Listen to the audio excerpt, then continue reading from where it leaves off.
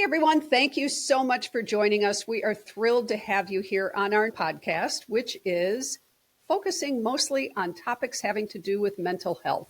I'm a psychologist, Dr. Margot Jacot, and I have a wonderful guest today that I'm thrilled to have.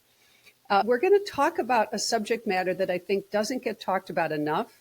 We don't realize how much it impacts our day-to-day lives when we're just living in it. I think of it, Kate, as a little bit like being a frog in a pot. But let me tell you about our guest today, and then we will get into some questions for Kate Evans. So Kate Evans is a psychologist and decluttering coach who helps people overcome their mental and emotional barriers to decluttering. She holds a bachelor's of fine arts, a master's degree in professional counseling, and is certified as a life coach and as a yoga instructor.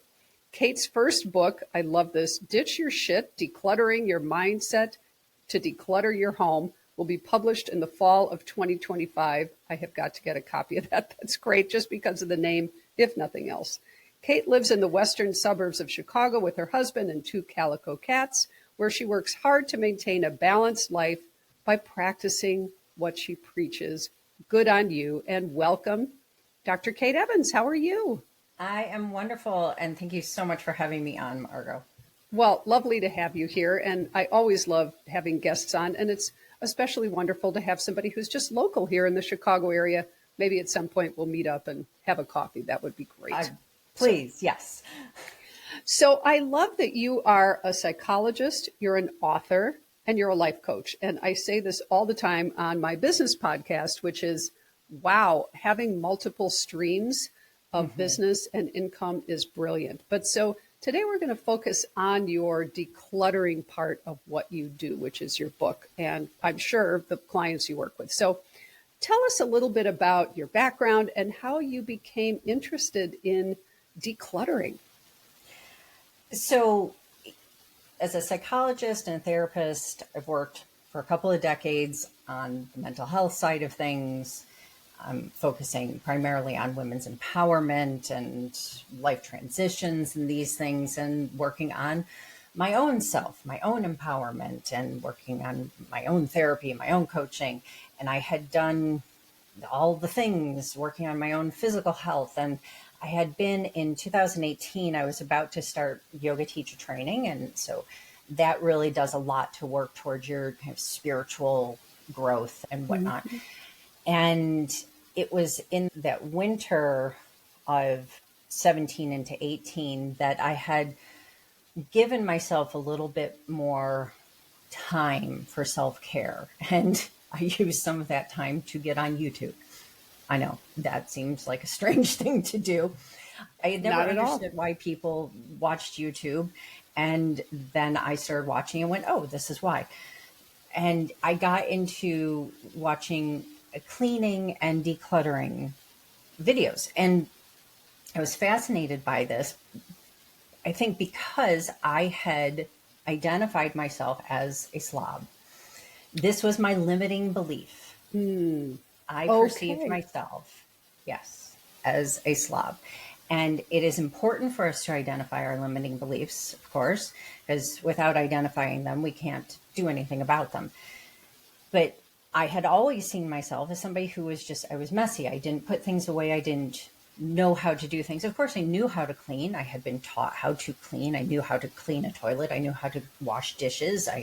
My mother had given me a stool so I could get to the kitchen sink so I could wash dishes by hand at the age of 7.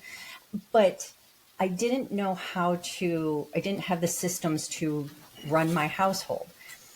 But with all of the kind of instruction I had already given myself in my own self-esteem, self-worth, and everything, and then adding in these skills I learned from YouTube. One day I looked at my dresser drawer and said, I'm going to do something about that drawer. And I emptied it out, got rid of half of the things in it, file folded everything the way Marie Kondo teaches us to do. So if you haven't ever read Marie Kondo's books, definitely do that. And it's something I had heard about, this file folding business where you fold everything into this little tiny square package and put everything back in your drawer, and thought I would never sustain this.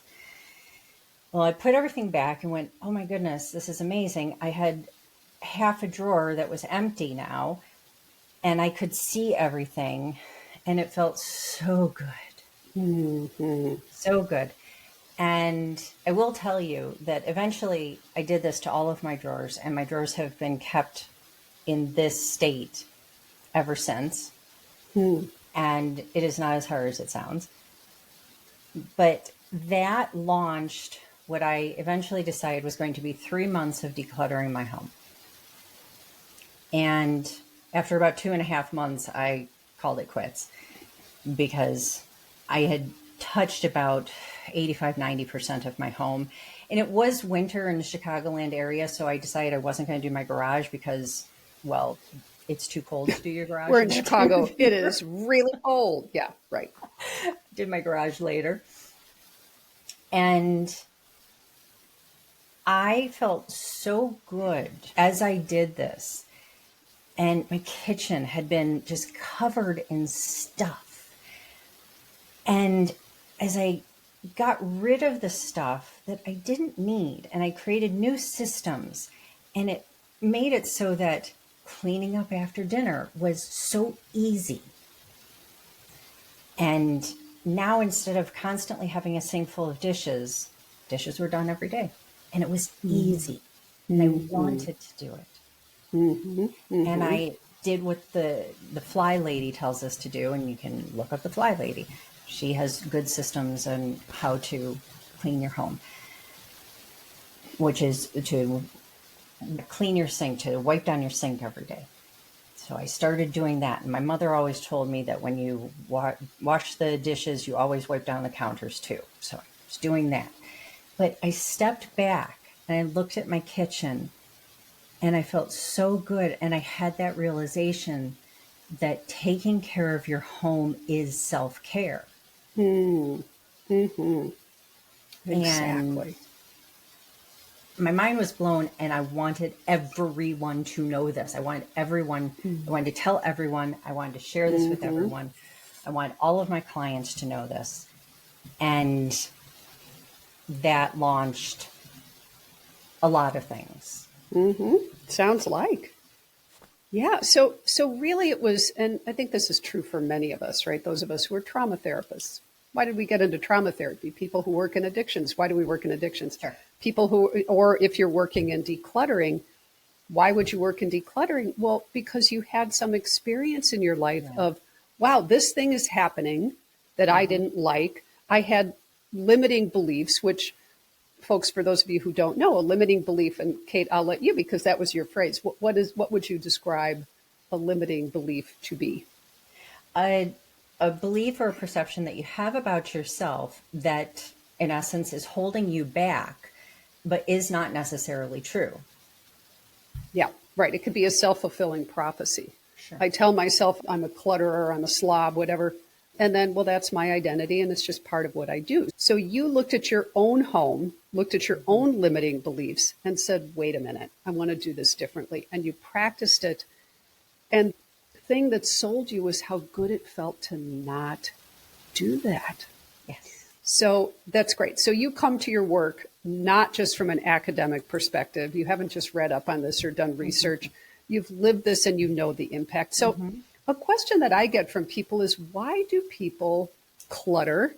Why do people not keep things neat and organized? How and why do you think that even happens for people? Because it feels so good when we don't. How come we don't do it more often? So I'm sure you get that question from people too. So why do we do this as humans? So, I mean, there's so many different layers to that. There is going to be I just don't know how to live otherwise because it was modeled for me when I was younger to keep things. And I just don't know a different way. And it needs to be taught to me that there is a different way. There is I hold on to things because to hold on to those things gives me a sense of safety. It's a false sense of safety, but it is a sense of safety, a whoopee, if you will.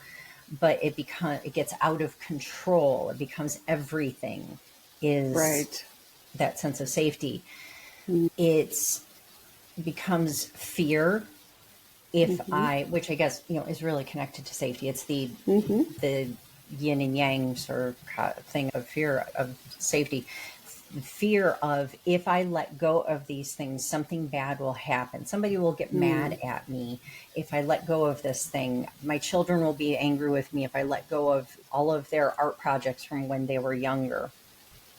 Grandma's going to be mad at me from heaven because I got rid of the vase that I got from her when she passed, or the gift that somebody gave me that I never liked, but I can't get rid of it because they gave it to me.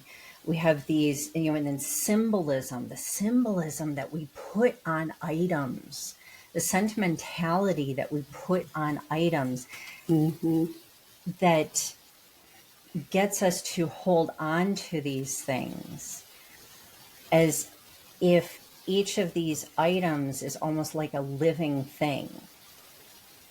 So, and I'm probably even just touching the tip of the iceberg with this explanation, but there is some of it as to why it is that we would hold on to these things.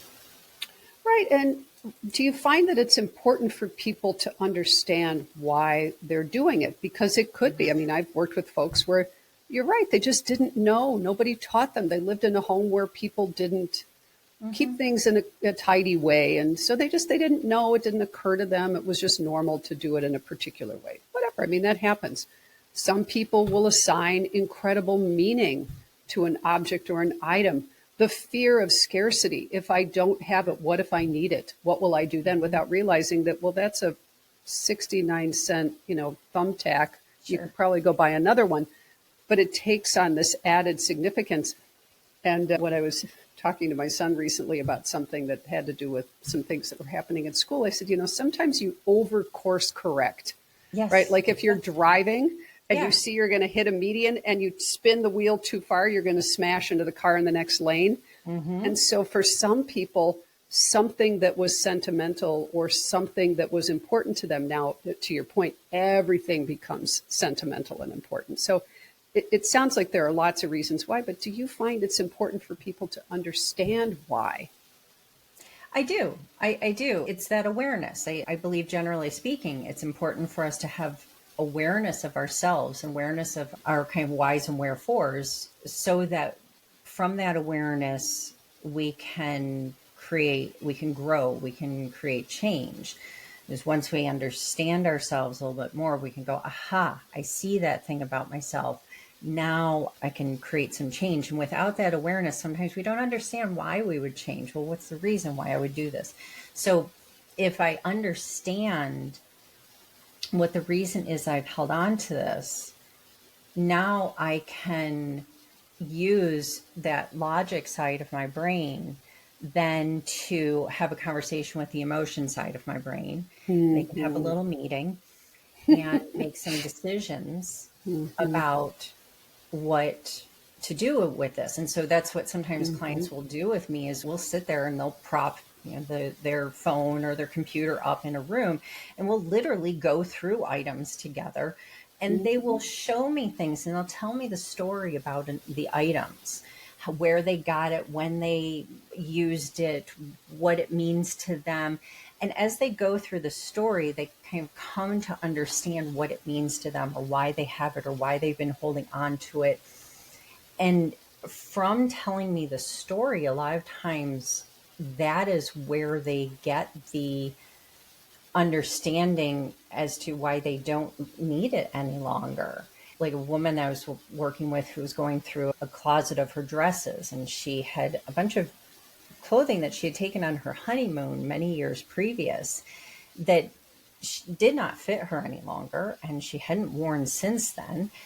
And she liked the stuff, but she knew she was never going to wear them again. But she had to kind of just talk through this of what these meant to her, what they symbolized to her, of this time in her life of when she had worked very hard to get her body to a certain place for that wedding and for that honeymoon. And then these dresses, this time in her life, with this joyful time when she got married, and she was still very happy and everything. But these dresses, she didn't need them any longer. And she knew she didn't need them. And so after processing through that, and she was able to let go of them and release the emotion attached to them.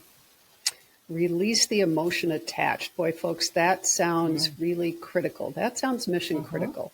And that can be complicated. So, Kate, I'm assuming you go into these situations maybe because of just who you are, and maybe because of your own experience.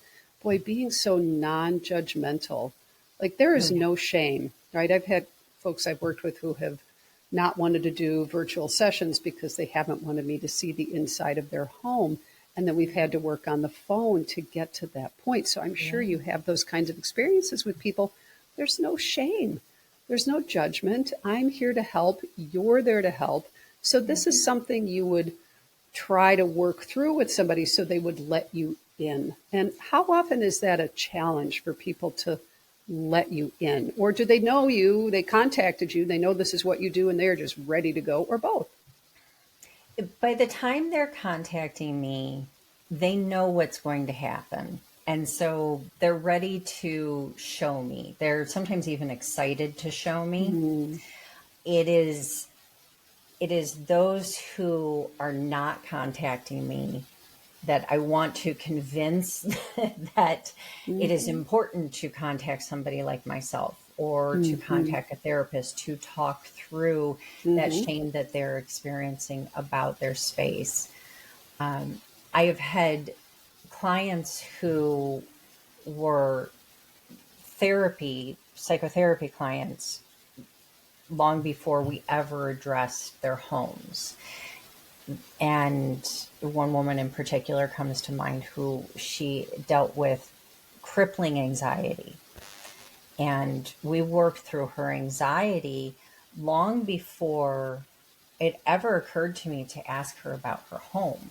And by the time I asked her about her home, it turned out her home had really been so neglected that even like the foundation of the physical house was falling apart. And so then by this time the pandemic had happened, so we had moved to virtual sessions. And so she now was letting me into her home. And she was now showing me. But we had an established relationship at that time. So it was a very different sort of process. And so it can go both ways. But it is so important for people to understand that I am coming to this saying, you're not going to show me anything. And I've told this to people. I said, you're not going to show me anything I haven't seen before. You're not going to shock me. You're not going to surprise me. After a couple of decades of doing the work that I've done, it takes a lot in general to, like, you're going to have to work really hard. You're going to have to really come up with something pretty amazing for me to have like the shock and awe sort of sensation. But I'm not going to judge. Like, I don't have time for that. Right. But that then gives the space for that person, for my client, to relax enough to consider the idea of maybe not judging themselves, starting to consider that could be an idea, but it takes a long time for them to get there. I would imagine so, but that's one of the benefits of working with someone like yourself, who is a coach and somebody who is a psychologist who works with people around decluttering. You aren't going to be blown out of your chair. You're not going to be shocked and awed. It's just, that's not going to happen. So folks, if you're out there and you suspect that cluttering is an issue for you, or you or yourself, I think you use the word slob, you would call yourself a slob. If that's kind of how you think about yourself or other people are saying that about you, or you're embarrassed to have people over, finding someone, I mean, a therapist, yes, please. I think most therapists are pretty non-judgmental, Yes. but somebody like you, Kate, you have all of that experience so that you've seen it before. You've done it before. That part, people can, as best as they can, take that out of the equation. So what does the decluttering process look like? So if someone hears this and says, I need to contact Kate Evans and see if she can help me, what would that process of helping somebody declutter look like? Well, as you know, Margo, every individual is so different. So their processes are going to be different. And this is a thing that I've really come to find is that, in our day and age of social media, everybody wants a quick 1, 2, 3. They want to know how is it that I'm going to do this in, 3 steps. 3 sessions, right? Yeah, Exactly. exactly. Right. And I would love to say, here is exactly how this goes. I would Yep. love to say that. Yep. What I will say is, generally speaking, in work with me, someone is going to talk with me and they're going to talk about their life. They're going to talk about how their space, whether it's one room, one closet, an entire house, their car, whatever the space is that they're concerned about, how it got there. We're going to talk about their life around that. And they're going to initially be a little frustrated because we're not digging in and immediately decluttering everything. Why? Why are you not? I mean, I can guess why, but Yeah. right. But I think to the average, because I'm a therapist and I kind of get how this goes, but for somebody who hasn't done this before, why aren't we just getting to it? Because if we just start getting rid of your stuff without figuring you out, then I am no different than a decluttering person that you can go out and pay hundreds of dollars to come in and help you get rid of your crap so that in a year you have just created a whole new set of crap. And then you can bring that person in again and they will help you get rid of your crap again. And you can go on this rotation over and over and over again.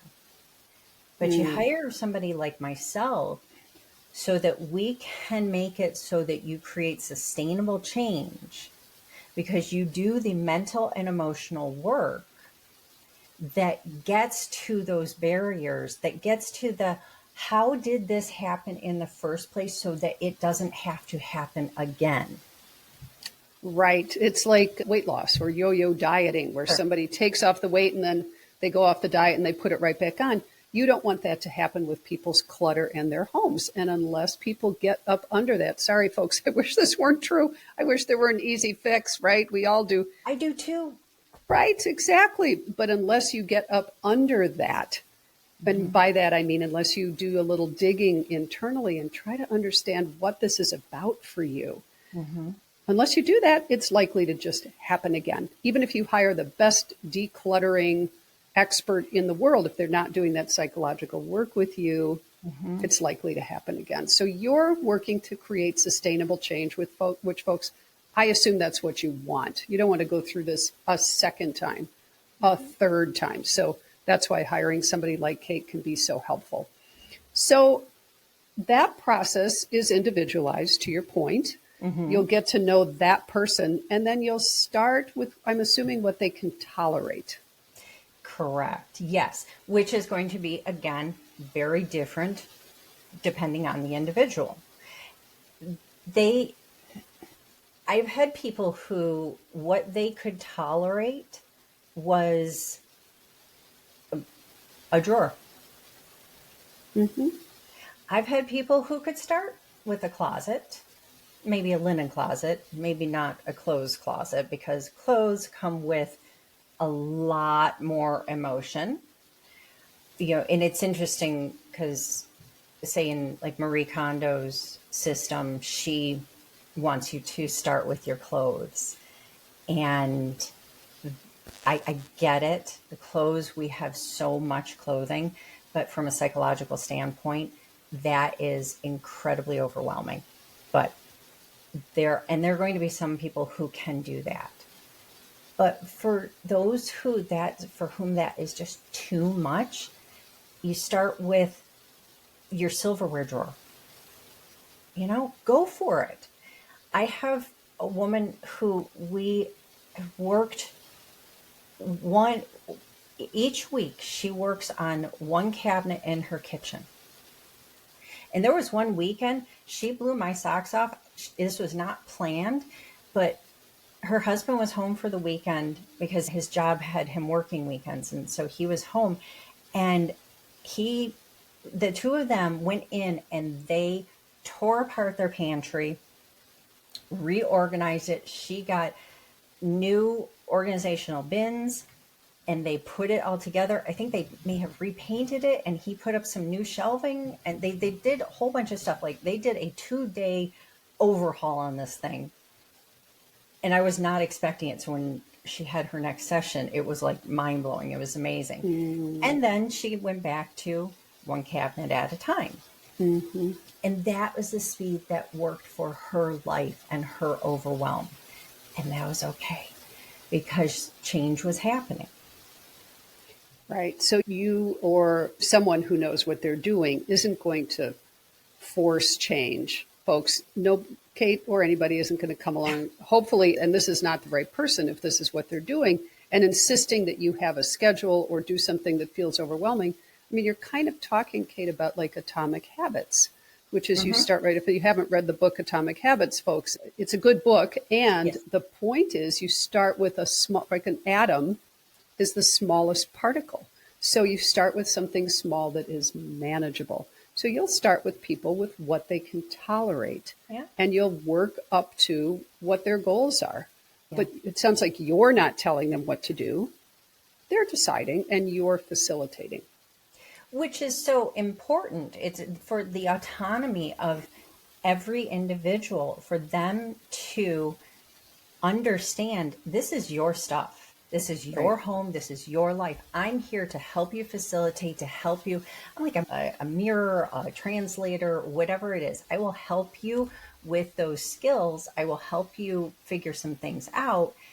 But when it comes down to it, I am just here to help you to figure out what your next steps are and what it is that you need to do, what you want to do, what meets your goals. How am I supposed to tell you what the right next thing is for your life? I'm not you. I'm not the one living your existence. And that also means that your mother, your neighbor, your sister, your best friend, your spouse, your whomever, no one else knows what is the best thing for you in your process, in your planning. So to get to feel empowered to decide what the next step is for you is incredibly important.